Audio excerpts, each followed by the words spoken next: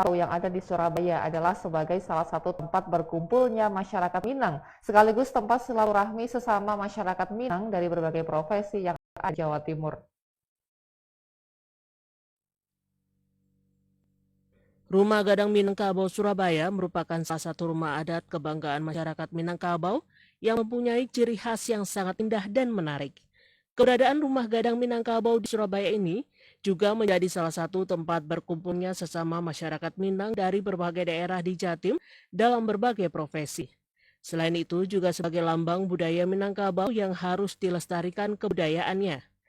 Di sisi lain, di dalam lingkungan Rumah Gadang ini juga banyak bangunan surau gadang atau masjid dengan bangunan berbentuk rumah adat Minangkabau.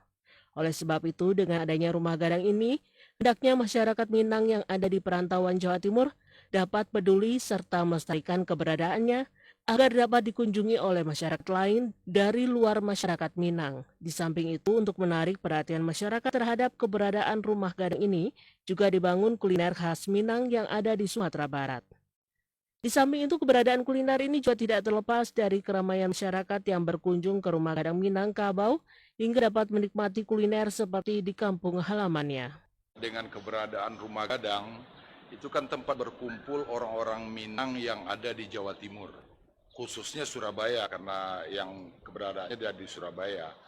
Dan kita membuat kuliner di Rumah Gadang ini yang nanti akan disediakan makanan-makanan tradisional dari ranah Minang. Banyak masyarakat orang Minang di Jawa Timur yang merasa membutuhkan tempat minum, tempat mauta, tempat makan makanan ringan. Dengan adanya kuliner, mungkin Rumah Gadang bisa semakin ramai. Yang sebelumnya bisa wak calik ya, keseharian Rumah Gadang banyak tidak ada aktivitas atau ada aktivitas kini berbeda, mungkin dengan hadirnya kuliner bisa menambah semarak Rumah Gadang. Dengan adanya kuliner khas Minang ini dapat membangkitkan ekonomi masyarakat, khususnya masyarakat Minang yang ada di perantauan serta dapat meningkatkan silaturahmi sesama masyarakat Minang yang ada di Jawa Timur. Ya, saudara.